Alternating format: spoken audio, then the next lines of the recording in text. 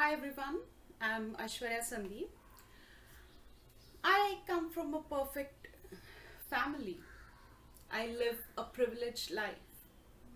Apart from being a lawyer, I'm a mother of three kids, two biological kids and one brain baby. When I talk about brain baby, I'm talking about my career. Yes, my career is as important to me as my children are. I love my career as much as I love my children. Simple as that. I was a practicing lawyer prior to the birth of my first son. Once he was born, I just took a break from practicing for some time. But I could not handle that break. From being extremely busy to sitting at home looking after one tiny baby, I could not handle that drastic change. To top it, both my children are delivered via C-section.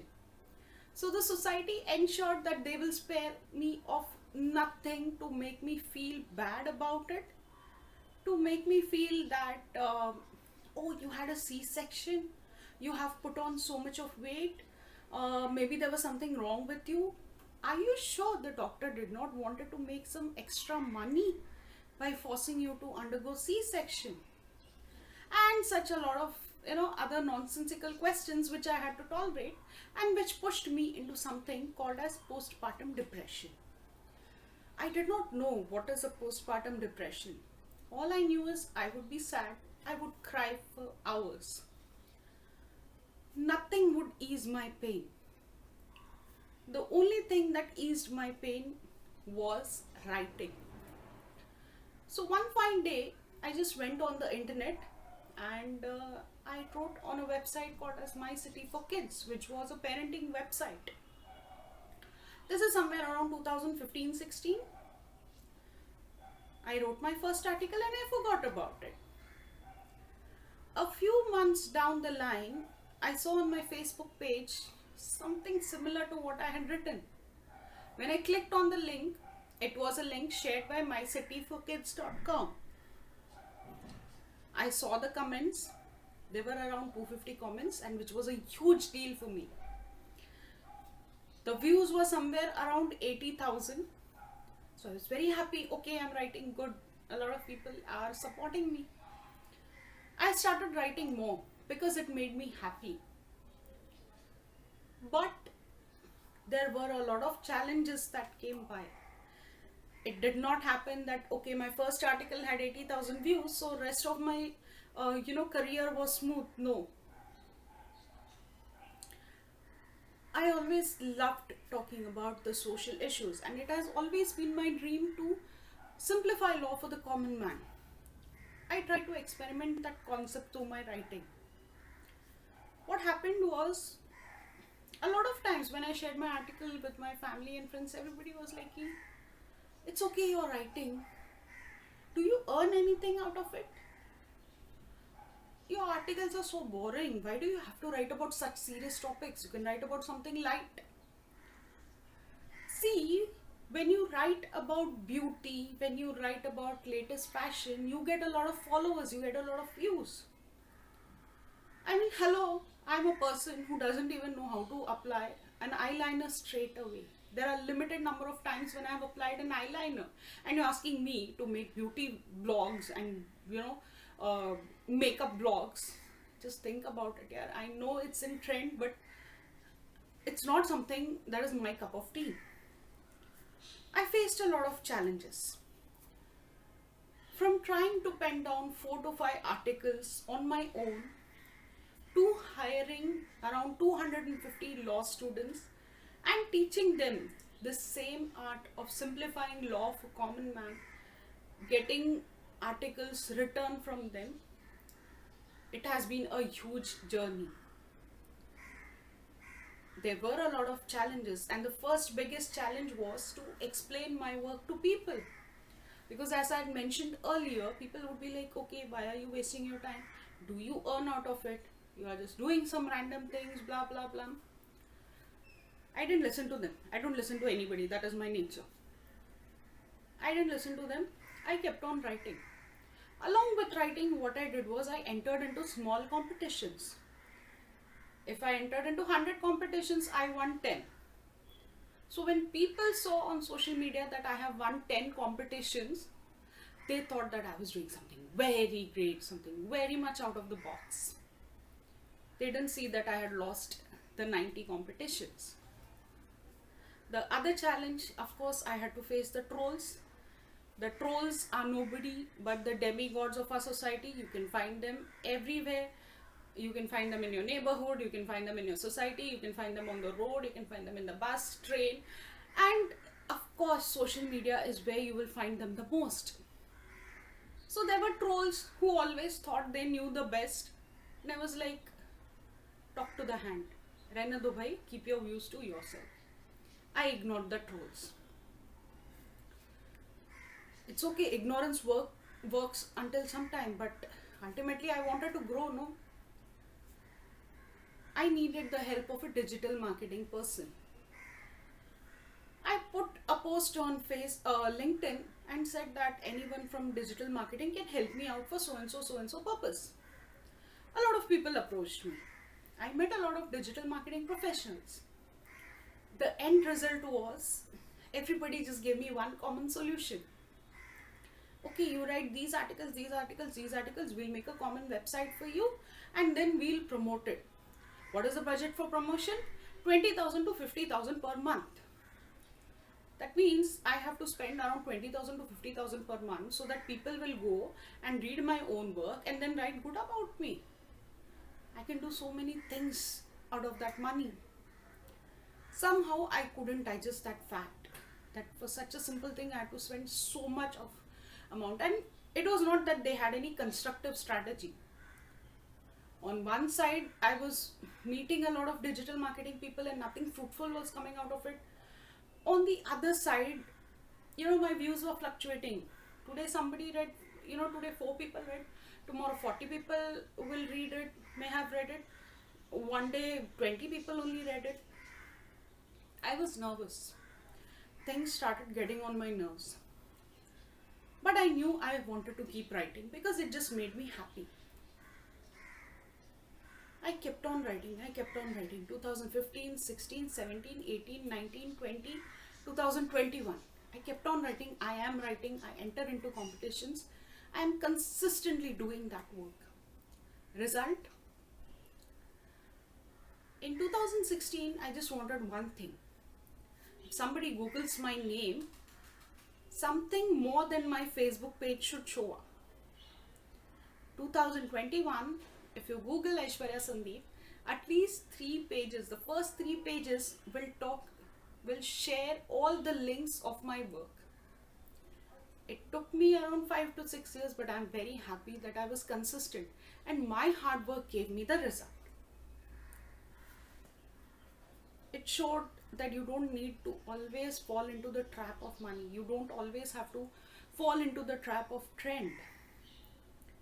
There are a few lessons that I learned in this journey. The first lesson that I learned was ignore the world.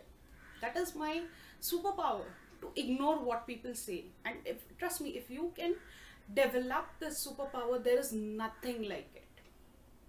Ignore the world, ignore the society, ignore the stereotypes, ignore the traps that they have laid for you. Go ahead, think what you want and apply what you want to do. Second thing is be consistent. I just told you from 2015 to 2021, one thing that I did every single day was write. There are times when I'm not able to touch my laptop for an entire day. There are times when I get an opportunity to touch my laptop for 2 to 3 hours. What I do is, I don't work from 9 to 5. I have limited set of tasks set for each day. Okay, every day I'm going to do A, B, C, D things. That thing, I will either do it at 2 to 3 a.m. in the morning. I may be able to do it at 5 to 6 p.m. I may be able to do it at 11 to 12 a.m. in the morning. But I will ensure that those tasks are completed within 2 hours every day. we live in a society where we think that only if you give maximum amount of time to your work, you're doing good. I don't believe in that. Even if you're working for half an hour, in that half an hour, just concentrate on your work. Just do productive work, and trust me, you will get the results. The next thing that I did was I took control of my life. I did not listen to the stereotypes. I did not let the stereotypes dictate my life. For example, I'll just tell you one recent development that I have undergone. I just happened to quit social media a couple of months ago. I mean, I didn't delete my account per se because yeah, it takes time and efforts to gain those followers. But I reduced the usage drastically. How? I removed the social media apps from my phone. The reason being, one, I watch a lot of cat videos and I would literally spend 1 to 2 hours watching cat videos. Two, I'm a human being, yeah, just like you guys. If I saw a content creator has got collaboration with X brand, if I saw a content creator is creating an amazing content of with Y brand, I would get upset. I would constantly compare myself with them. Those were the distractions for me. One fine day I decided I don't want that unnecessarily burden. I have already created a path for myself. I just need to ensure I construct the road and I walk on that road. Trust me, the day from the time I have reduced my social media usage, my views have shot up. Pre-social media, my views were like around 5,000 per month. Post quitting social media, it has just shot up to 20,000 per month because I could utilize that time to figure out, to work around what I wanted, to work around the things that were in my control. The other lesson is the most important lesson which we have to learn. That is networking. I can just talk about networking, that this is the way to network, that is the way to network. But trust me, I'm one of the last persons you want to learn networking about. I'm a very introvert, I'm a very shy person, and I'm very reluctant to say the first hi to the front person. Networking is a huge challenge for me. So what do? I use social media. All you have to do is you just need to create a strong profile on LinkedIn because that is where you will network for your professional purpose. I created a strong profile on LinkedIn. I just ensure that my work is visible on LinkedIn. That's it. And I don't miss any opportunity, any seminar or webinar where I can participate. I ensure to spend some time for the same. Now, in the midst of networking, in the midst of creating content, in the midst of upgrading yourself, don't forget one thing. That is to take care of your health. Because remember, if you don't have your health, you won't have wealth. And don't worry, if you're not healthy today, you are definitely going to be healthy tomorrow. Because age is just a number. I'm sure you people know about Falguni Nayyar, who recently... So, we all know definitely about Miss Falguni Nayyar, who at the age of 52 started Nykaa. Nykaa is an e-commerce company which sells your cosmetics online. She started it when she had a very comfortable job as an investment banker with Kotak Mahindra, with the Kotak Bank. Age is just a number if you want to achieve your dreams. We also come across a lot of stories on social media where women have started their career post-retirement at the age of 92, at the age of 85, at the age of 78. So don't worry that time is moving and you won't be able to do anything. One thing you need to remember, keep yourself upgraded, and that is what matters the most. Don't let the burden of the society's stereotypes crush you. The society has a stereotype because that is the most comfortable way to survive.